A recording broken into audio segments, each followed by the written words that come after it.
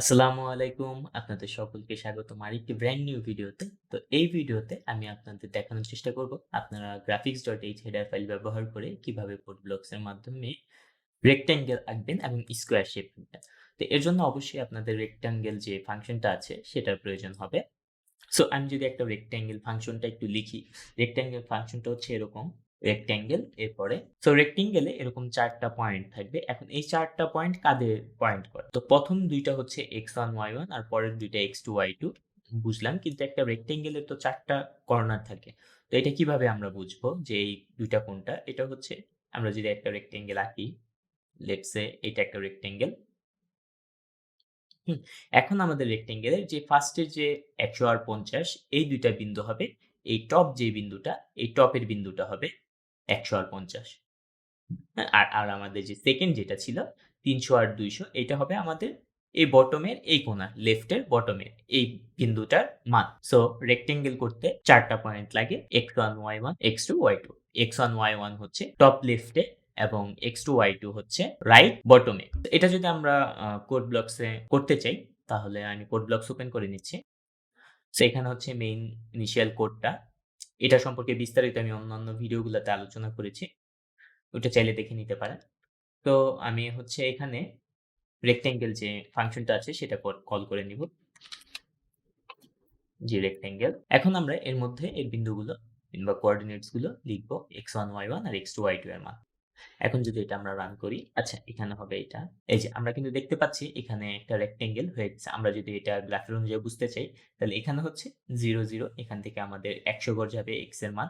এখান থেকে এতটুকু হচ্ছে ১০০। হুম? আমরা ডিটেইলস এ দেখি একটু। আমাদের এই ফার্স্ট এর যে ১০০ টা এটা হচ্ছে এই যে ফার্স্ট এর যে ১০০ টা এটা হবে এখান থেকে এখানে এতটুকু। 0 থেকে ১০০ এরপরে যে 50 মানটা এটা হবে আমাদের এই যে এতটুকু 50 ঘর। এরপরে আমাদের যে ৩০০ টা এটা হবে আমাদের এই পয়েন্ট থেকে। এই ২ টা বিন্দু হবে, এই ২ টা বিন্দু হবে এই পয়েন্টে, হ্যাঁ? তো এই পয়েন্টে ফার্স্ট এর পয়েন্ট হচ্ছে ৩০০, x এর মান ৩০০, y এর মান ১৫০। তাহলে আমরা এখান থেকে যাব সোজা ৩০০ গড়, এরপরে ১৫০ এই যে এই বিন্দুটা। তো এভাবে আমরা রেক্টেঙ্গেল আঁকতে পারি। এই রেক্টেঙ্গেল ফাংশনটা মূলত কল করে আমরা হচ্ছে স্কোয়ার রাখতে পারি। তো এক্ষেত্রে আমাদের একটু বুঝার ইয়ে আছে। ধরেন আমরা এটা কমেন্ট করে নিচ্ছি। তো কপি করে নিই। আচ্ছা। এখন এখানে আমরা যদি এই রেক্টেঙ্গেল দিয়ে একটা স্কোয়ার আঁকতে চাই সেটা কিন্তু পসিবল। এটা কিভাবে আঁকবো? আমি যদি গ্রাফ কাগজটা ওপেন করি, হ্যাঁ, এখানে। এখানে আমরা আরেকটা গ্রাফ আঁকি এইদিকে। আ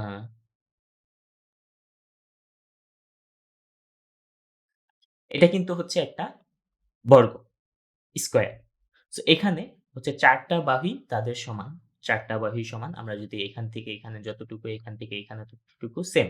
এখন রেক্টেঙ্গেলে তো জাস্ট এই ২ টা বিন্দু দেয়া থাকে কিংবা এই ২ টা বিন্দু দিয়ে আঁকতে হয় এই বিন্দুটা আর এই বিন্দুটা। হ্যাঁ? এখন এই ২ টা বিন্দু দিয়ে আমরা কিভাবে একটা স্কোয়ার আঁকবো? এটা যদি আমরা দেখি এটা সিম্পলি জাস্ট আমরা এখানে রেক্টেঙ্গেলে এই বিন্দুটা বসায় নিই ১০০।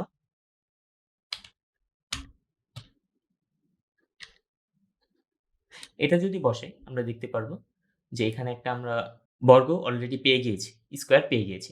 তো এটা মূলত হচ্ছে আপনার ১০০ আর ১৫০ হচ্ছে এই বিন্দুটা, এখান থেকে ১০০ তারপরে ১৫০ এই বিন্দুটা, তারপর হচ্ছে ২০০ আর ২৫০।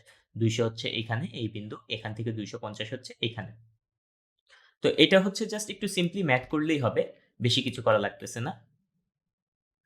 জাস্ট এখানে হচ্ছে আপনি যে ১ম এ যে x1 বিন্দুটা নিবেন, তার সাথে আপনি যত যোগ করবেন, লেটস সে আমি ১০০ যোগ করতে চাচ্ছি। তাহলে x1 এর ভ্যালু হচ্ছে যদি ১০০ হয় তার সাথে আমরা আরো ১০০ যোগ করতে চাচ্ছি। তাহলে সেটা হবে ২০০। এরপর আমাদের y1 যেটা, সেটার সাথে আমরা আবার সেম পরিমাণ অ্যামাউন্ট যোগ করব। ২৫০। তো এইটা যদি আমি আরেকটু ডিফারেন্ট ভাবে বলি যে আমি ধরেন যে ১০০ আর ২৫০ এটা কেটে নিচ্ছি। ধরেন আমি ১০০ র সাথে আমি আইডেন্টিক্যালি ২ পক্ষে আমি ২০০ করে বাড়াবো। তাহলে ১০০ প্লাস ২০০ ইকুয়াল ৩০০। x1 এর x2 এর মান হবে ৩০০ এবং যে y2 টা হবে সেটা ১৫০ র সাথে আর ৩০০ যোগ। তাহলে ১৫০ এর সাথে আরো ২০০ যোগ করলে হয় ৩৫০। ৩৫০ আমরা লিখে নিলাম। এখন যদি এটা দেখি, এই যে আমরা কিন্তু বর্গ পেয়ে গেছি। হ্যাঁ? তো আমাদের জাস্ট এতটুকু মাথায় রাখতে হবে আমরা যে x1 আর y1 যে বিন্দু ২ টা নিব, তারপরে আমরা যতটুকু ব্যবধানে বিন্দুগুলা লিখব, x1 এর সাথে ওই ততটুকু যোগ করে x2 টা লিখবো এবং y1 এর সাথে ততটুকু যোগ করে y2 টা লিখবো। হ্যাঁ? তো আমরা যদি আরেকবার দেখতে চাই, লেটস সে আমরা এখানে ব্যবধানটা হচ্ছে ৪০০ রাখতে চাই। তাহলে আমরা এটা আবার কেটে নিচ্ছি। তো ব্যবধানটা যদি ৪০০ হয় তাহলে ১০০ র সাথে ৪০০ যোগ করলে হয় ৫০০ এবং ১৫০ এর সাথে ৪০০ যোগ করলে হয় ৫৫০। এটা আমরা রান করে নিচ্ছি। সো এখানে এটা নিচে চলে গেছে। একটু বেশি বড় হয়ে গেছে। কিন্তু এখানে কিন্তু এটা দেখা যাচ্ছে স্কোয়ার শেপ। আমরা যদি ভ্যালুটা একটু কমায় নিই, আ লেটস সে ৩০০ ধরি, তাহলে ১০০ আর ৩০০ হচ্ছে ৪০০।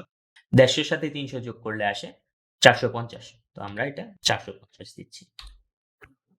এই যে এখানে কিন্তু হয়ে গেছে এটা। বর্গ। তো এভাবে মূলত আপনারা রেক্টেঙ্গেল দিয়ে একটা রেক্টেঙ্গেল আঁকতে পারেন এবং রেক্টেঙ্গেল ফাংশন দিয়ে আপনারা একটা স্কোয়ারও আঁকতে পারেন। তো আশা করি আজকের ভিডিও টপিকটা আপনারা ভালোমতো বুঝতে পেরেছেন। তো আজকের ভিডিও এই পর্যন্তই। আপনার যদি এই ভিডিওটি ভালো লেগে থাকে তাহলে আপনারা এই graphics.h হেডার ফাইল নিয়ে আরো যতগুলো ভিডিও আছে সেগুলো আপনারা ডেসক্রিপশন বক্সে আই বাটনে পেয়ে যাবেন। সেখান থেকে দেখে নিতে পারেন। আল্লাহ হাফেজ।